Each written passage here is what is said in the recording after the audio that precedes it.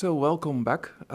This panel is on new generation metrics, which is one of the objectives and one of the priorities of our Commissioner Moedas on open science.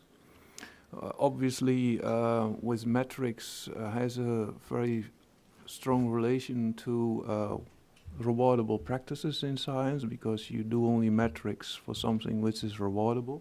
So we will also in this panel come back to the issue which was already raised in the first panel, so there's a nice continuity here.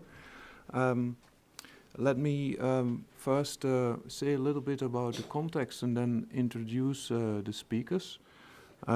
We at the European Commission have started a couple of years ago with the idea that a new generation metrics and a responsible use of metrics is badly needed. There is a big frustration in the scientific community that obviously researchers like to share data, but they don't because of career reasons and so forth. We have therefore set up an expert group. We had two expert groups. So we have today one on the panel who is a member of the current expert group on indicators for open science. This is Britt Holbrook, left from me. We have also on the panel a member of the Open Science Policy Platform. The Open Science Policy Platform is constituted by 25 major stakeholders of branch organizations in Europe. So these are university organizations, research organizations, research funders, library organizations, and open science platforms. And Rebecca Lawrence is representing the Open Science Policy Platform today. She works also with Faculty 1000, and everybody knows her in the field, I suppose. Finally, but not least, we have also Mike Taylor. He's heading a department on metrics development in digital science, and he has also been instrumental in a lot of discussions we had on the development of new metrics in our policy context. So I feel that my jet lag is hitting in, so the best way to cope with it is to say as little as possible. I have actually, metrics is a very controversial issue. Virtually every metrics is debatable, but I have a very simple metrics, and that's the watch. So that's 10 minutes each maximum. And that's just to facilitate a longer discussion with the audience. So since if we promote open science, this also includes open debate in my view, and extending the debate to all actors possibly involved. Let me start introducing again Rebecca. I think that the order for today or for this panel will be Rebecca first, as she can explain what the OSPP up till now has done, and then we will give the floor to Britt and then Mike Taylor. So Rebecca, the floor is yours. Oh, this is still a jet lag impact, because just 2 seconds ago somebody asked me to communicate something to you, and I almost forgot. But it concerns to use the hashtags which is on your program. Since this will then further create our open science context. So, Rebecca, the floor is yours. Okay, thank you very much, René, and thank you very much for inviting me to contribute to this very interesting panel today. So, I, as René has said, am involved on the Open Science Policy Platform, and I also am Managing Director of F1000. My comments today really are focusing around a lot of the work that we did on the policy platform, and some other discussions I've had with other groups around a number of these issues. The OSPP rec, which are our recommendations that we put together across the 8 pillars of open science that Jean-Claude mentioned this morning.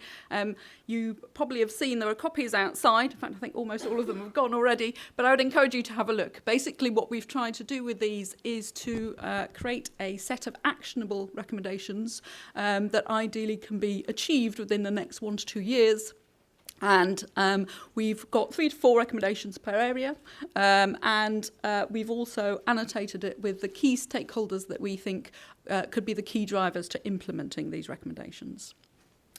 So I thought I'd start just by talking about some of the potential barriers to uptake of open science. We've talked a little bit about this already, I think, earlier, but I think it's worth thinking about why isn't open science already being taken up. We've been talking about it for a long time, and actually here in this context, I've called it open research specifically because I know there are a number of fields, particularly humanities and some other areas, that don't feel included within open science. So from here I'm calling it open research.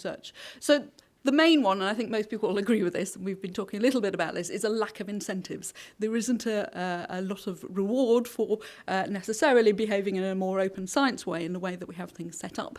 And it's harder for researchers to naturally migrate to a new system, particularly if they're being rewarded through the old system.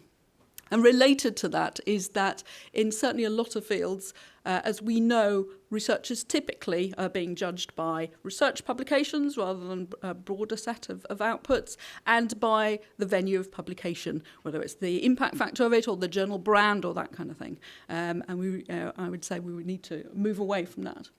It's often perceived as more work to do open research, and in some cases it is. If you're going to curate your data, it's more work, clearly, and it's where it comes back to rewards. If we don't reward people for curating the data to make it more useful, then people are going to focus on where they are being rewarded. There's an element, I think, of others aren't necessarily doing it, so I will be disadvantaged if I do it compared with others. But of course, we need to, we can't all move at the same time, or we'll never do anything. So I think we need to encourage pilots and small experimentation around that. Some of it's about, I don't know how to do it. And this is where I think training is clearly key. I think there's a misconception with a lot of people that open research is different from quality research. We certainly saw this with open access. With open access journals, people initially thought, they're poor quality journals. And I think we need to get over this. I think this is really important, that it's not open research or quality, it's open quality research is what we're after here. And the two should go together.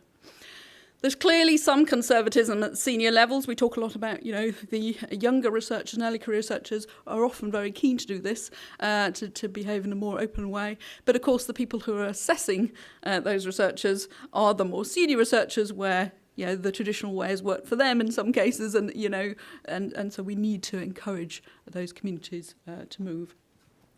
There's also reality on the ground. So there's a lot of groups that I hear say, we don't use impact factors, we don't use journal brands, but I have 200 CVs, and what exactly do you want me to do? How am I going to judge those? So we need to think about the practicality and the reality of some of this. And we also need to think about changes at all levels. So, not just how we assess researchers, but also how we assess universities and research performing institutions, because the approach will filter down. How might we overcome some of these barriers? So I've grouped this into 5 core areas, really. One is around tools and infrastructures, and I know there's a session coming up about that, so I won't talk a lot about it, but really about making it easier for researchers where we can. We often have the tools and technologies now to do this, but let's not add an extra hurdle by making this harder for researchers. We need to try and make this simpler, and that links really to metadata and interoperability. It's crucial. Again, we have the capability to do this, that you shouldn't have to keep entering the same information in different places. We should be able to link this together. And there's obviously a lot of work going on with the European Open Science Cloud and the data commons and all sorts to really pull some of this together, and tools like ORCID and other tools.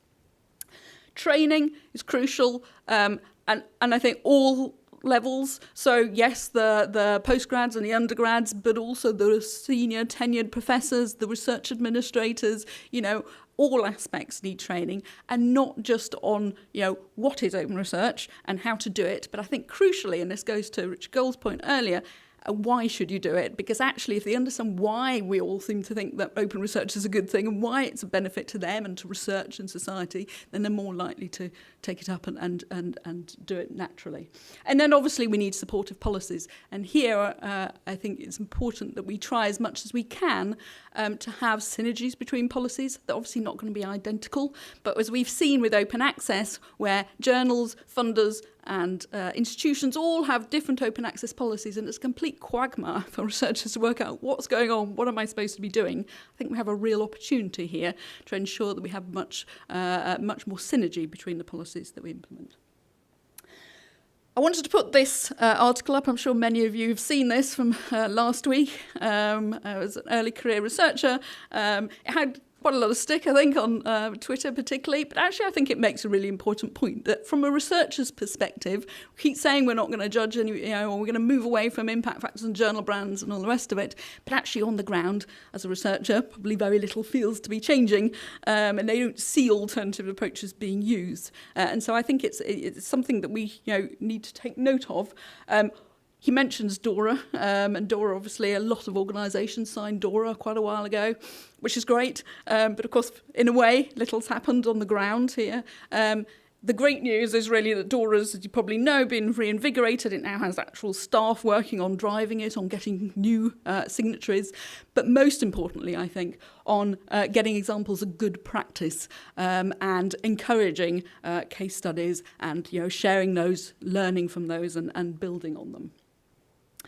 One of the expert groups of the Commission was around research careers and created this Open Science Career Assessment Matrix, or Oddscam. I don't expect you to read it right now, but it's a really useful, interesting table of potential evaluation career criteria around open science behaviours, and I'd encourage you to have a look at it. I think one of the things that certainly on the OSPP we felt was really important is that we are careful that this isn't seen as an additional set of evaluation criteria that's separate and distinct from the quality evaluation, impact evaluation criteria. We need to blend these two together so we have one set of criteria and that it's, as I say, open quality science. There are a huge number of indicators out there. There's this great periodic table of scientometric indicators that came out pretty recently, and it's well worth a good look. All of them need health warnings. None of them are perfect, as we all know. But there's a lot of really useful indicators in there, depending on what it is that you're looking at and what it is that you're measuring, and that's what it all comes down to. We need to tailor them, not only to what we're looking at, but also the career levels, because how you might assess an early career researcher would be very different to what you might be looking for in a tenured professor, for example. Different cultures and different fields, so a technical field may be very different to a more reflective field. And also whether you're looking at an individual researcher or a group, or you're looking at a whole institution. And also I think it's really important that we try to have open metrics so we can actually really assess what it is that we're looking at. Obviously, publishers can do a lot more in terms of providing information about a much broader range of metrics and promoting them.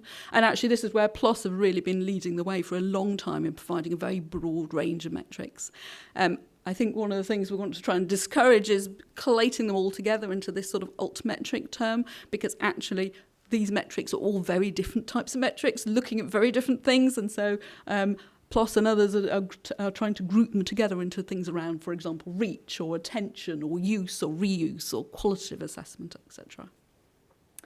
We also, I think, will need to look at new indicators as we have new ways of sharing research. And, one of the examples is the very significant growth of preprints, particularly in the biology area, which this shows, but also we have in medicine and other fields. And of course, we had this for a long time within physics as well, with archive. But I think tools like this, and also some of the new publishing models, like the models that we've developed, where you're bringing preprints together with a peer review actually in the same platforms. You don't need to go again then through a journal system.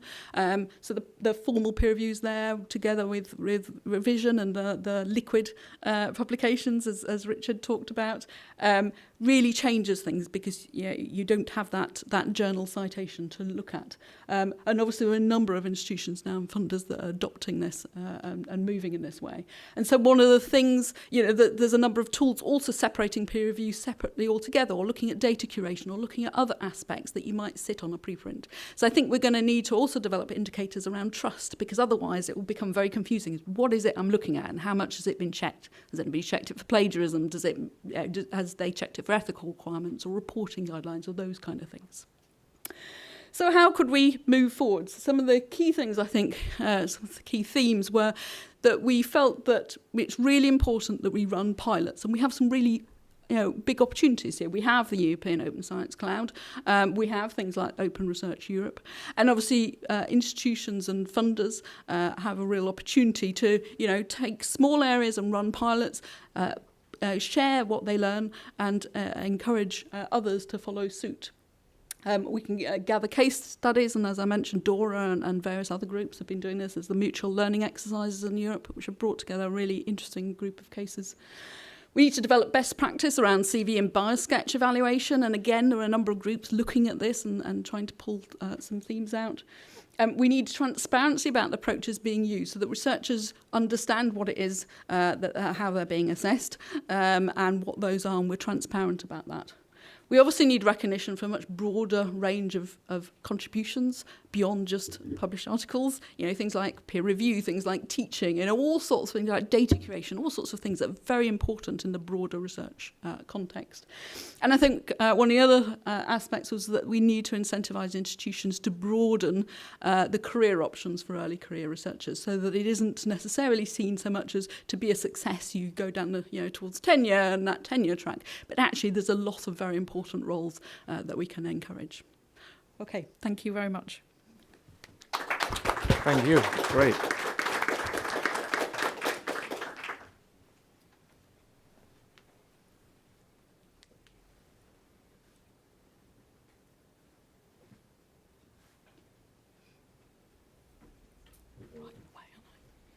Okay, thanks very much, Rebecca. That was awesome. In the lead up to this, one of the things that we talked about when we were exchanging PowerPoints was I lamented the fact that I didn't have any images, and I really consider this bad form. I've got words, though not a lot of words, but not a lot of images. And Rebecca said, "Oh, I'm making up for that." But to make up for it on my own, if you want to find an image that sort of encompasses everything I'm going to talk about, you can Google my name.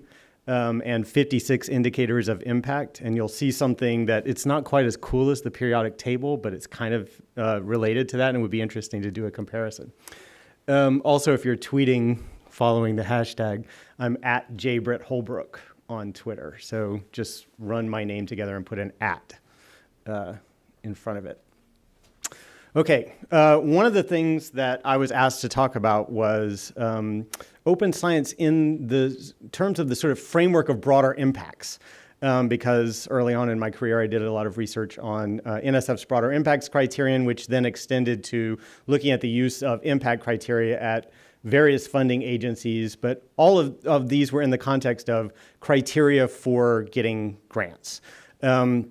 And when I was thinking about open science in that framework, one of the things that occurred to me was, well, it doesn't really quite map on exactly. Like, you could think of doing certain open knowledge practices or open science behaviors as also overlapping with certain things that would count as broader impacts. And I think that would be a really cool thing to do.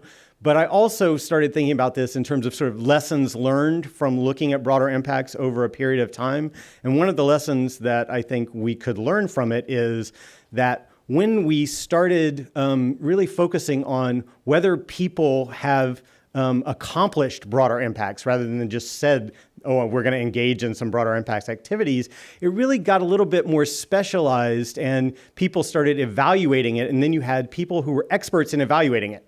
And once you started doing that, you narrowed the scope of what counted as broader impacts. So one of the things that I want to raise as a topic of discussion here is the question of scope, but here I'm talking about the scope of open science. One of the things that Jean-Claude said is we're not just talking about open access, we're not just talking about open data, we're also talking about other things like citizen science. But in fact, mostly what we have talked about so far is the things like open access and open data. And it's really interesting because I think we have a tendency to do that partly because this is like our comfort zone, because we have infrastructures either in the works or in place, and we have things we can count, and it's really easy. And citizen science gets really complicated and often messy and sometimes dangerous. And so it's going to be harder to come up with indicators for things like engaging in citizen science. So the question of scope is important. Also, this question of expertise is super important. When you start getting experts in open science who do things like establish standards for what counts as open science, I think what you might have is a lot of rigor, but often cutting off other possibilities. And so one of the things that I really like about what the European Commission is doing is setting up these kinds of experiments, these mini sort of, let's see what happens if we do it this way. And I think that's super important because we need to learn what happens if we measure people in a certain way. So this gets to the question of the steering effect of metrics. So one of the things that we know for sure is that if you set a metric up in front of very smart people, they will figure out a way to meet that metric, but often also ways to game that metric, right? We all do it. Of course we do. We want to look as good as we can according to the metric. And it's a real question whether we can harness the steering effect in a way that will, in fact, incentivize the kind of behaviors we want from open science, or what I would like to call open knowledge practices, because I want to broaden it out beyond science, right? So including fields like the social sciences and humanities as well. It's really hard to master these things. And so one of the things you might think about is how to design reversibility into the metrics, or changing the metrics periodically to, sort of discourage gaming and stuff like that. Okay, so this then leads to the fourth thing that I think is really important for us to talk about, which is anticipating surprise.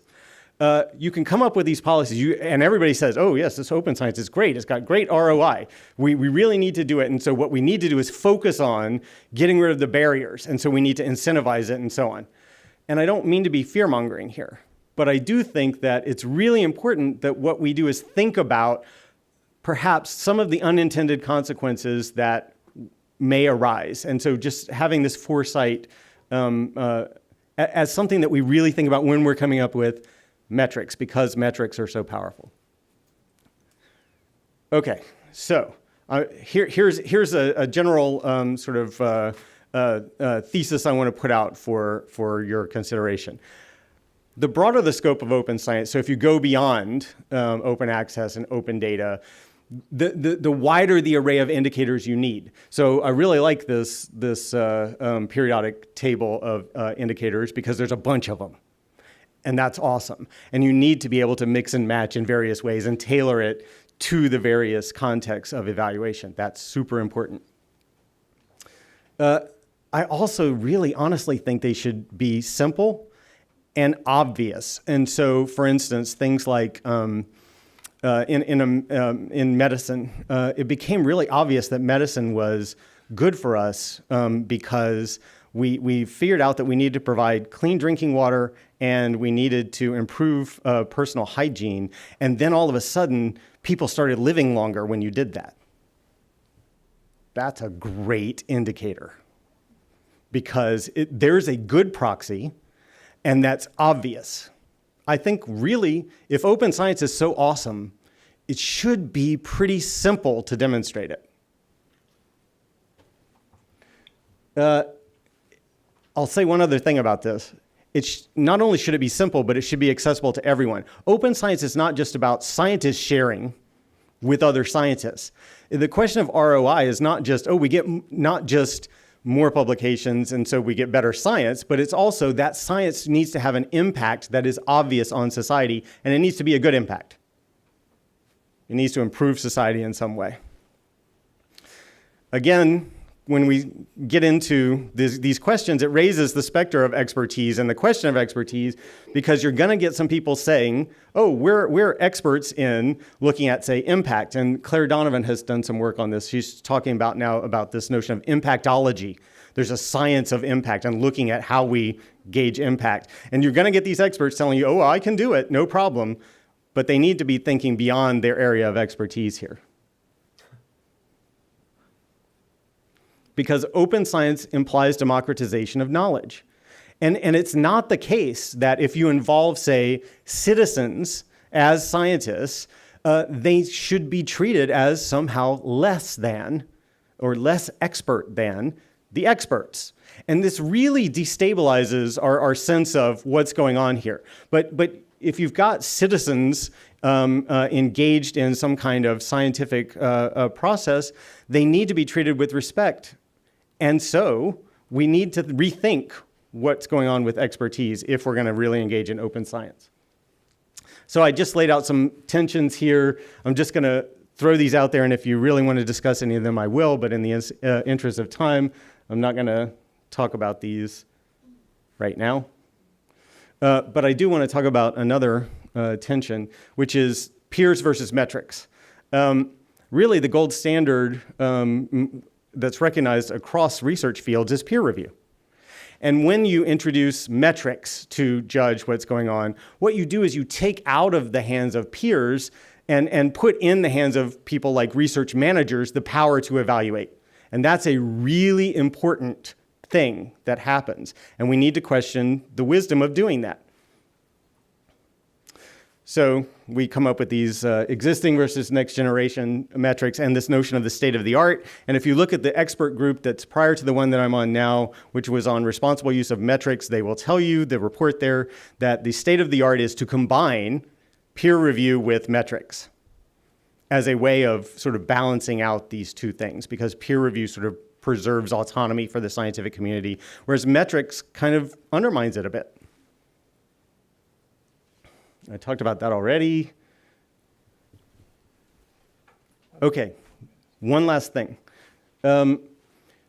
We need to be prepared for the fact that if we open science up and have it engage more with society, that not only does it undermine sort of cultural norms within science, which is what I think a lot of what we've talked about so far has been focused on, but it also may undermine societal norms and cultural approaches to knowledge that we now think we want to say, oh, well, you need to sort of be more scientific. And that's a problem. We need to think about doing that and the wisdom of doing that and how to go about doing it in a way that doesn't just run roughshod over societal norms. I think it's going to lead to some contesting of scientific authority. If you really think about who the experts are and who should count as an expert, a lot of people who we now don't count as experts will appear under open science as experts, and they will question the authority of experts. And that's something we need to think about. Finally, I just want to say Wissenschaft is important. And I don't want to think of Wissenschaft in a narrow sense as pure science, but I want to think of Wissenschaft in the broad sense to include open science, but open science as now things that involve social scientists, humanities, and also citizens. And finally, my sort of tossing it out there as a metric, Bildung. If open science is really successful, what you'll see is an increase in the level of Bildung in society. Bildung being this sort of autonomous ability for people to create themselves and cultivate themselves in ways that they control, rather than being told just, here's the way you have to do it. And I think that that could be actually not only a possibility or an impact of open science, but a good one and a good indicator. Thanks. Thank you very much, Rick.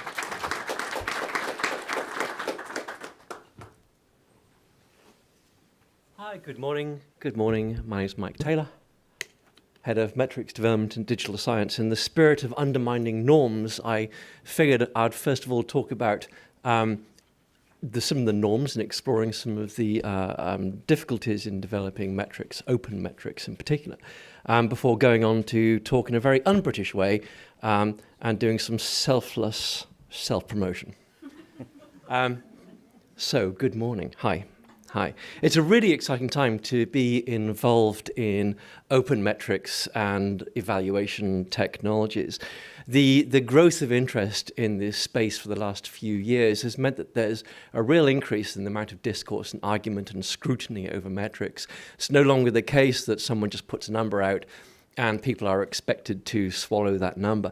The field of altmetrics, which exploded onto the scene, 7 or 8 years ago now, really brought in a new wave of people involved in research metrics, including, I might say, myself, although I'm one of the older ones. And we've coupled with this, we've also got an increasing number of people who are using data and evidence to support the decision-making process. So this makes it a really exciting time to be involved in metrics and research evaluation technology. I need to get my clicker. Who's got the clicker? It's right there. There we go. I have very few slides, but I may as well just show the ones that I have got. If it works. Does it work? How does it work? Press the worn off button. Which button? The one that's worn off. The one that's worn off, of course, right? You know, how do you tell the button that works? It's the one that doesn't have a label. Okay, so I'm a veteran of many open projects going back over the last 10 years, including ORCID and NISO and many others. So I'm a great fan of the open process, but I have to acknowledge that there are some overheads associated with working openly, and there are certain risks, certain tensions that can come about, because essentially you're having to work across a group of stakeholders. You're having to bounce off different numbers of people's interests and points of view.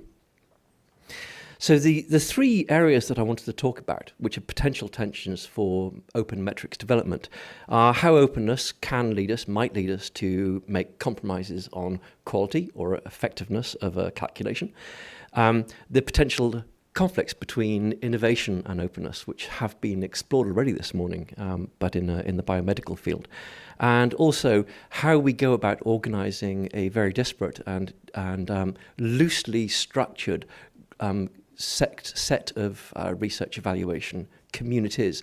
I do say I always have to remind myself to talk about research evaluation communities rather than talking about it as being a singular thing. There are so many different stakeholders, and they are very loosely related to each other. It's a very common thing to go to an indicator conference, a technical indicator conference, and people to complain that there aren't any funders there, or to go to another type of conference and to hear people complaining that it's dominated by large commercial publishers. These are quite siloed groups. We don't have very many people working together across those different funders to try and build a consensus. So the first thing, my first tension here, is the question of how openness might lead us to making compromises on the quality of the metrics that we're calculating. I should emphasize that this is a personal reflection rather than one that is a corporate reflection. We get that openness is a lot more than just posting a spreadsheet or a PDF file onto a web server and hoping that people will find it using a Google search. To be open, we need to be intellectually open. We need to be ethically open. We need to post that PDF. We need to hope that people are going to engage with it. We need to support it. We need to have conversations about the work that we're doing there. And this is particularly the case when we're talking about research evaluation, because it's a peculiarly double-edged sword. There are a group of people who are being evaluated, and there are a group of people who are doing the evaluation. So in the middle, we have a negotiated position, a compromise, if you like, on how people, what's going into those numbers, what's going into the algorithms, how those data are being collected, how we're using those pieces of evidence. The people who are doing the evaluation, the people who are being evaluated, agree a contract, a social contract, if you like, in the center. And it's really important to recognize that this is a balanced position. What it means is that we need to find that balance when we're creating metrics and deploying data. So for an example about why this is difficult, everybody knows how to calculate an average. right? You take a set of values, you add them up, you divide them by the number of values, you end up with a single number that summarizes the state of those numbers. That's really great for IQ, it's really great for height, it's really great for the weight of my cat, it's really great for anything which is a balanced, normally distributed set of data. It is not very good for citations. It's not very good where you have a lot of zeros. It's not very good where you have a small number of very highly cited papers. That arithmetic mean functions poorly to summarize that set of data. So if you look in the literature, in the specialist bibliometric literature, you'll find that many people recommend the use of a thing called the geometric mean. And it's really simple to apply. You take that set of numbers, you increment it by 1, you find the natural log of it, you average that, you do an exponential and remove the 1. Right. As long as you know what a natural log is and know what an exponential is, you're going to get it. And there are ways of visualizing it. And I reckon I can explain it to anybody who did maths at 16 plus in probably 2 or 3 minutes. It's relatively straightforward. The thing is, it functions much better to describe to summarize a set of citations, much better than the arithmetic mean. And yet the geometric mean is probably the simplest tool that we have. If we start thinking about some of the metrics that have emerged over the last few years, they're using stochastic processing, they're using graph maths, they're using eigenvectors, they're using mathematical techniques which are probably beyond the level of anybody even with a bachelor's qualification in mathematics. So if we are to use the most effective techniques, we need to find a way of engaging all of the communities in order to build this consensus around this social contract, to get the buy-in, to get the engagement in from people who are being evaluated as well as people who are doing the evaluation, because we kind of want to move away from doing things that are less effective, such as the arithmetic mean. So my second point is this balance between innovation and openness. And we've heard it this morning, right? There is this really common debate that goes on about at what stage do we become open? Do we hinder this? Is there an issue with intellectual property? Innovation requires expertise. It requires investment, intellectual investment, emotional investment. This is not a simple thing to necessarily do. And very often we find that the innovation in fields doesn't come from within the community, but it comes from collisions between communities. It comes from people who take metaphors in from other fields. These Kuhnian steps are where the dramatic movements tend to take place. So the issue for this is if we embed the idea of developing openness in the metrics community, how do we deal with the people who are outside of that community, who are still working or may come to work on those problems in the future? Now, we can all think about various products that have come to market over the last few years that promise to use artificial intelligence, for example, to understand trends, to give us insights into investment trends and scholarly impact. What's really interesting is that although none of these have yet taken the center stage and become embedded into research evaluation strategies, at some stage that's going to happen. And those folk are not necessarily people who are part of the open community. Now, you might imagine, for example, the case of the ResearchGate value. I'm not saying that's artificial intelligence, by the way, but that's a metric that people do like using, but it's not open. There are no papers that support it. There's a question here about where do we introduce that level of openness? Does it just become a box-ticking exercise? Do we lock innovation out if it comes from us from a different angle? Something like the PageRank algorithm that was used by Google in its early days. I mean, technically speaking, that's open in that there are academic papers that describe it. You can cite it. You can recreate it. It is incredibly complex to do so.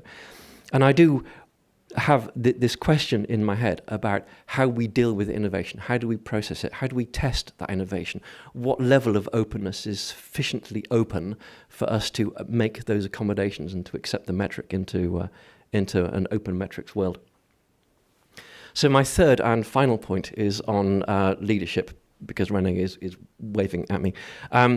So in the case of something like an open source software, like Linux, for example, we have very strong leadership. We have a set of closely related stakeholders who work together to create a piece of software that can be compiled and can deliver what it needs to deliver. We don't have that unified vision in terms of research evaluation. Rather, we've got maybe 5, 6, 7 different communities, many of which aren't talking to each other very well yet.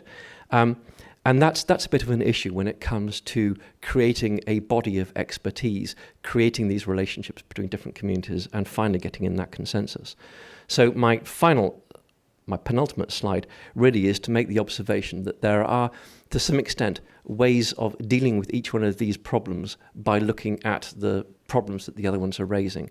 And my final, before René pushes me off the platform, my final act of self-promotion is to make the observation that my company, Digital Science, I don't spend most of my time nerding over numbers. I spend most of my time going to conferences and listening to what people have to say, bringing together different people who use evaluation strategies and metrics. That part of that is to work on a conference, Transforming Research, which will be in Providence this fall. And although there are many papers that talk about what we can do to build communities around the metrics, I published one 18 months ago with one of Rebecca's colleagues and published it in an F1000 paper, and I urge you to read it and maybe cite it. Thank you. Thank you. Thank you so much. You know, as a policymaker, we have sometimes the luxury of asking very simple questions to experts. This I will going to do now, but with asking simple questions, there the trouble starts, because my experience over the years, also in the case of metrics, if you ask an expert, can you give me a good indicator for an alternative indicator for open science practices, then you consistently get different answers. We at the Commission now actually are working towards what Jean-Claude already mentioned in the opening speech, the so-called Bucharest Declaration, which refers simply to the capital where next year's Romanian EU presidency conferences will take place. And we want to work towards a set of actionable practices or indicators on open science where research funders all over Europe can sign up to. Now, since we have here 3 excellent experts, and they probably will give me different answers, I will ask them to give me up to 3 relevant indicators for open science practices, which can reward and incentivize them. And then I suppose I will end up with 9, which is not bad. So, Mike, maybe I can give you the floor to you. Can you give me a couple of what you think would be prioritized relevant indicators to support open science practices? Yeah, so don't tell me you would need for research funding for it. I don't need any research funding to answer this question. I was thinking, I was at an event last week in Oxford, and I suggested that there's only one metric we need, and that is the equation, the number you get when you divide what I have achieved by what I said I was going to achieve. I'm going to call this the Mike Taylor Success Index. If you get 1, it's a really good thing. Actually, it's quite a sophisticated way of thinking about it, because the bottom number, the what I have achieved, is can be a number of complex things, and it is of course done as a post hoc analysis. But what I said I was going to achieve is negotiated up front. So it's what goes into the grant. It's what I am anticipating doing from the research. So it's quite a complicated, complex, sophisticated way of looking at things. In terms of what things that I think are important, I do think that the increasing scrutiny of science means that we need to make sure that we are pushing debate into the public mainstream. I think it is interestingly difficult to understand what research is being funded. There's very little coverage of things other than, for example, Obama's cancer moonshot. There are very limited amounts of coverage about the intentions behind funding.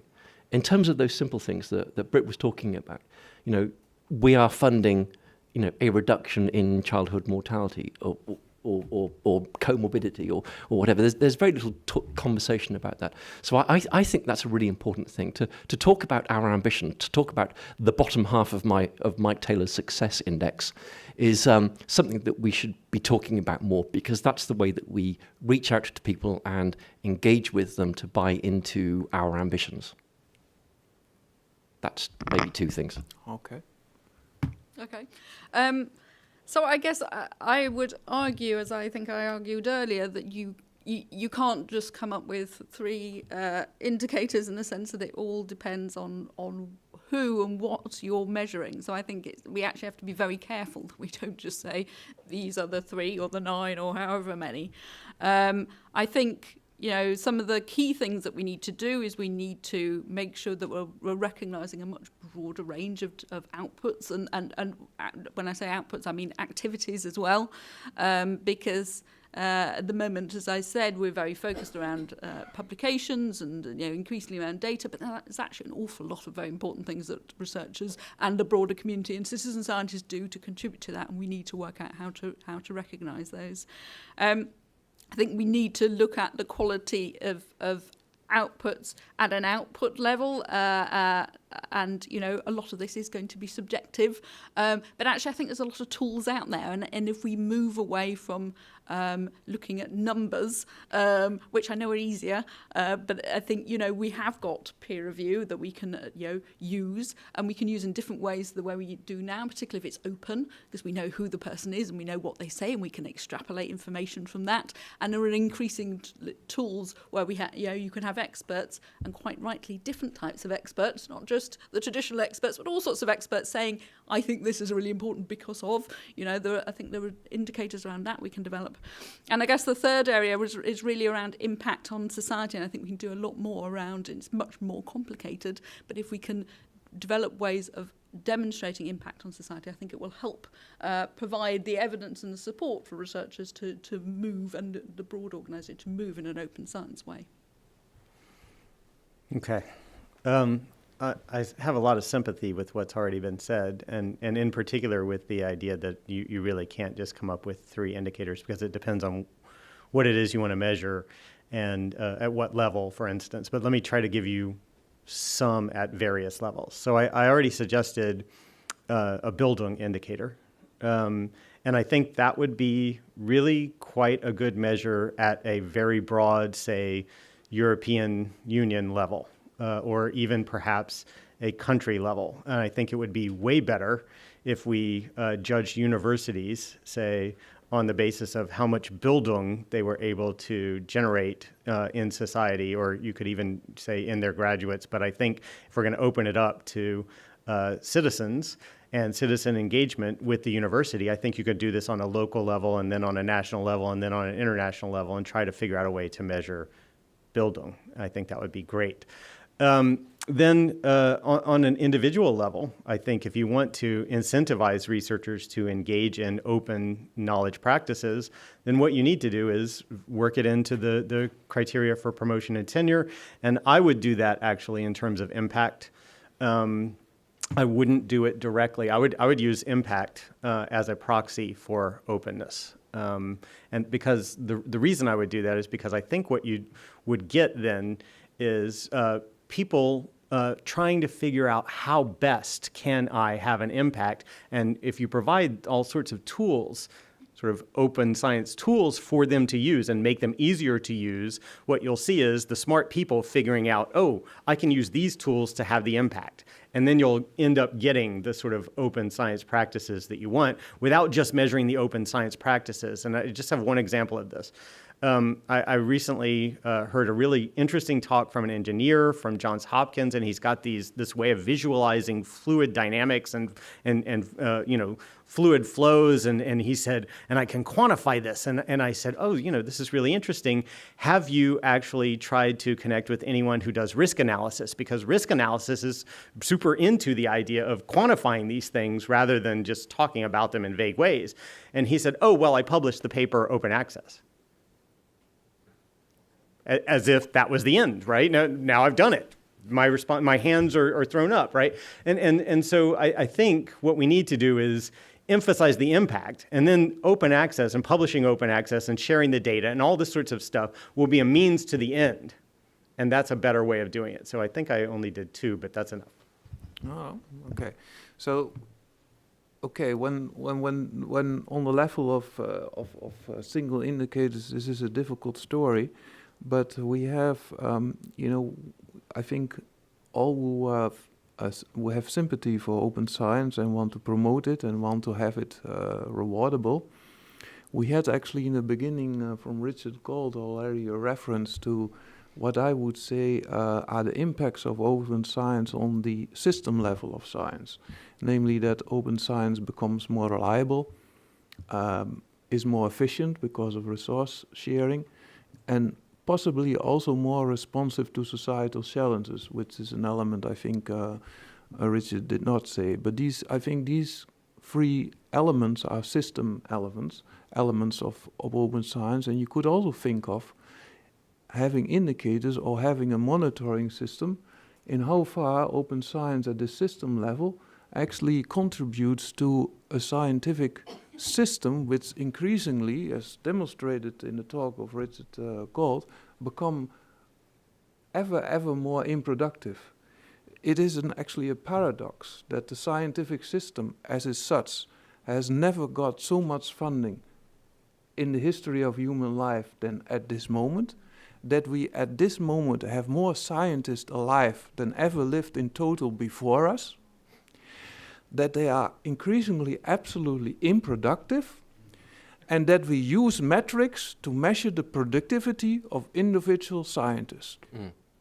So by measuring the productivity of individual scientists, we push actually the system to become unproductive. This is the paradox. So if we replace all these terrible indicators we have right now, for which nobody actually now wants to dare to give us an alternative. This is now the challenge, because we policymakers are very impatient. They want to get rid of the impact factor, but nobody wants to tell us what we want to have in place. Okay, don't wait too long, because then it gets imposed, and you get all these terrible things again, and we don't chase the reverse on impact factor, or it's something terrible instead.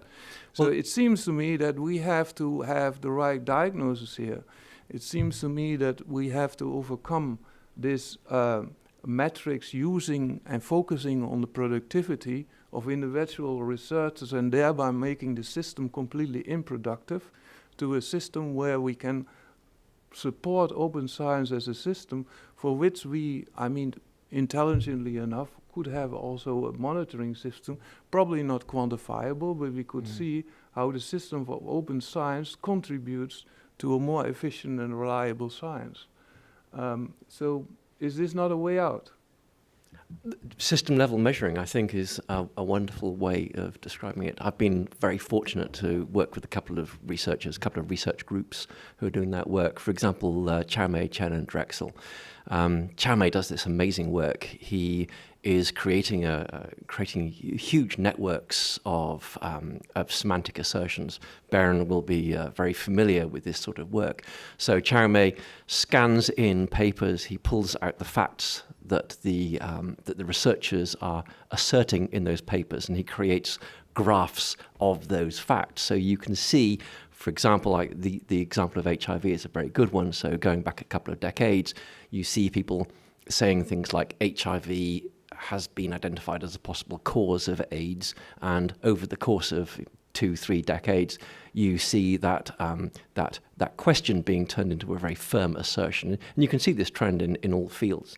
So the interesting thing for me is that, yes, you can take those system level maps and you can make calculations over them. So you can say, is this area which is characterized by large amounts of open science, is it proceeding faster, is it going slower? That work is possible, and those data models exist. I don't know why that work isn't being. Maybe I'll be coming to you later for a grant form. But this is the kind of work that should be doing. It is perfectly plausible to do it, and interestingly, it's got very good theoretical basis. People like Bruno Latour, people like that, they have provide a very good level of understanding of explaining the the communication of scientific ideas through society. But the problem, though, is if you don't have some kind of synergy between the things that you're measuring at the system level and the behaviors you want to incentivize for the individual researchers, then what you're going to have is the researchers, who are, after all, the ones doing the research, trying to sort of meet the demands of two different masters, right? So I'm going to go to the funding agency and I'm going to say, yeah, I can do all this stuff, say impact and open science. But then when it comes time for promotion and tenure at the university, they're actually incentivized to do other things because those are not the things that are rewarded. And so you actually have to come up with a whole suite of indicators that are synergistic, not totally separate things that say, oh, well, we'll just worry about the sort of higher level stuff. No, but sorry. then they should not be. That this should not then be a productivity measurement, because then you get the same paradox again. For instance, in the Netherlands, I think we have abandoned bibliometrics as a way of evaluating research practices and replaced it by social impact. But if you translate this in a productivity metrics, which fortunately nobody did, but if you would do that, then you will get the same thing. People will do the same thing as with classical metrics. They are going to game it, and the whole system will deliver less social impact, although because you chase them on individual level on creating those impacts. So this is the problem. Maybe I think it's so fair. We had 15 minutes among the panel, and I want to give the floor to questions in the Barend. Yeah.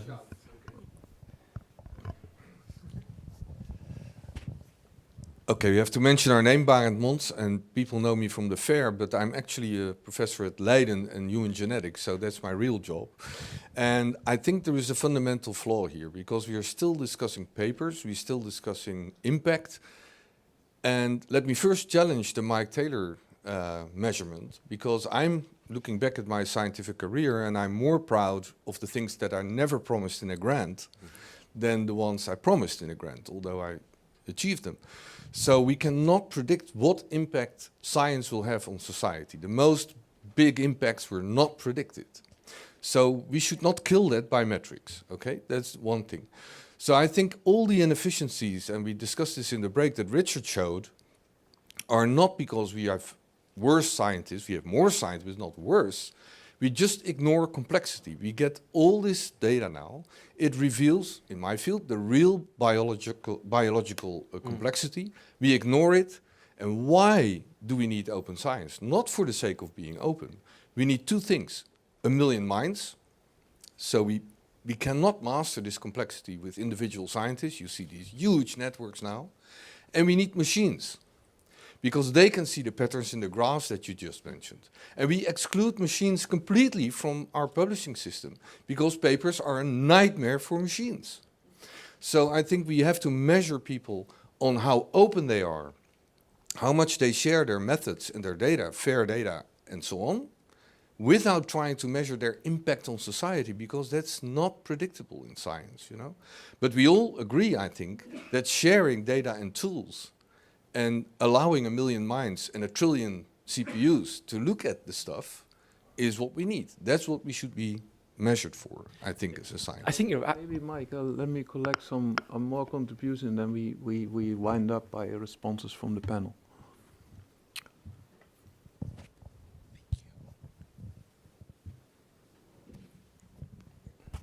I'm Peter Humphrey. I'm an Intel analyst and a former diplomat. This business of data mining is certainly #1 in my field. I think we have a reasonable metric out there already, and it's the Science Citation Index. And it would be nice if that could be expanded in some way to recognize open source citations. And the other way around. You want, in the open source environments, you want to be able to cite other open source environmental use. And then through time, we'll see that more and more science citations are coming from these platforms as opposed to traditional printed literature. Thanks. So let's take another. Yeah.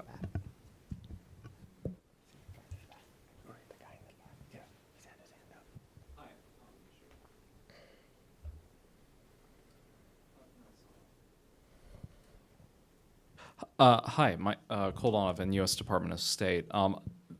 We've talked a lot about public sector funded science, but I would be quick to point out that in the U.S. and in many countries in Europe, the balance of public sector funded science is about 30 to 70 private sector. And then when you consider that in the U.S. in 2016, we had the first year where basic research was primarily funded from non-federal sources.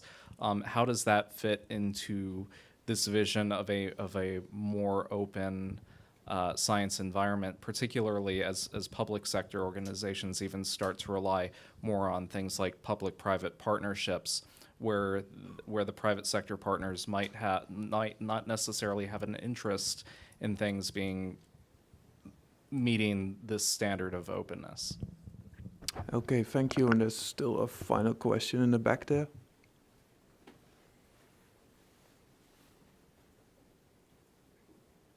I'm Jeff Alexander with the Research Triangle Institute. So we do work in things like text analytics and research evaluation. I know that Mike's organization is looking at this, but so it seems to me that if we're talking about what the first questioner said about complexity and using machines, in cybernetics there's this law of requisite variety. If you're trying to control a very complex system, you need a very complex set of variables and knobs to tune it with. And everybody, on the other hand, likes headline indicators because they're simple and you can summarize everything in one figure like GDP. So I'm wondering if anybody's exploring the idea of having more machine-generated indicators at a complex kind of modeling level like what Chame Chen does, but then having an ability to then roll up those indicators in some kind of set of aggregated clustering, right, so that you can still get the headline measurements or headline metrics at this very high level, abstract level, but have it be built on a much more complex foundation of granular things like measuring the flow of ideas by looking at topics as they propagate through literature. Okay, thank you very much. Who I can give the floor for responses. So, I don't know, I have some things to say.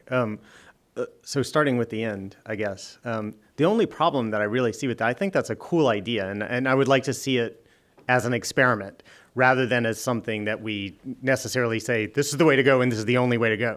But the problem with it is that it raises a lot of the issues that I think Mike talked about in his talk with when you get really complicated ways of generating the indicators. They might be more accurate, but only a few people will know. And so the indicators themselves will not be open.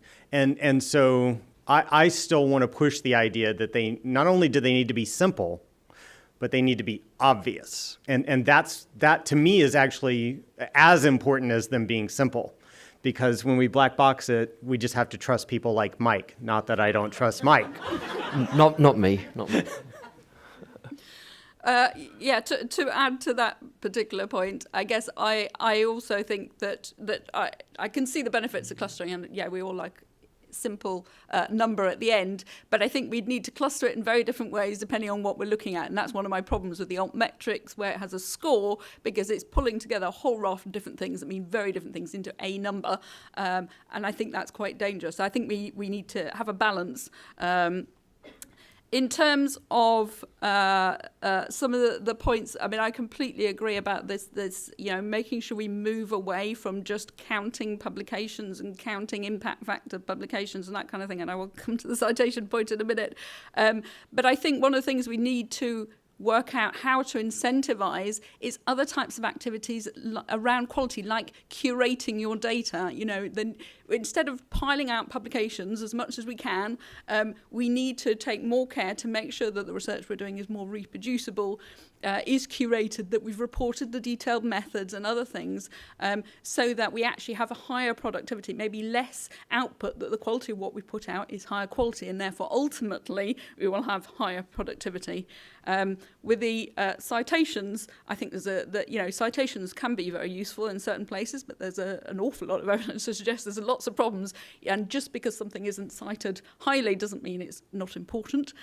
Just because it is cited highly doesn't mean it is important. Things can be cited for all sorts of different reasons. And it also causes a lot of skewing, particularly when you come to journals and impact factors, because people selectively report to try and get those publications in, to try and get those citations. There's a lot of issues, I think, around citations. They can be useful, I think, in certain instances, but I think we have to be very careful about how we use them. I think to some extent citations are an unexplored area of work, which is a slightly bizarre thing to say given there is so much work. But there's a great deal of data that can be constructed out of citation networks that hasn't yet been done so. For example, looking at international dispersal and whereabouts citations are happening, what kinds of citations are happening. Now, I'm going to put on my vendor hat briefly. So my company, Digital Science, has a product called Dimensions that does let you do more or less what you're suggesting through the API. So you can break down the open access publications and where the citation's coming from. So the data is increasingly available to do that kind of analysis. We haven't seen much in the way of publications coming out of it yet. I'm quite sure that other vendors, in the interests of balance, will also support the same kind of thing out of their APIs. To Baron's point about the machine readability or not of research, I think this is really critically important. A couple of weeks ago, I was talking with a protein chemist that I happened to bump into in Oxford, and he was talking to me. He wanted to do an analysis on a protein that I think was called like AB-12, and trying to extract papers that mention that protein is almost impossible because it's not tagged anywhere. You know, the processing, even if the authors of the papers that mention AB12 happen to tag it, that data is being lost in the publishing process. There's no API that lets you call those things out. And I think we really need to get on top of the underlying quality, both behind citations and also behind the content, before we can start making these much more in-depth analyses. You know, the work that Chow Mei is doing and other researchers I've worked with is incredibly computationally intense.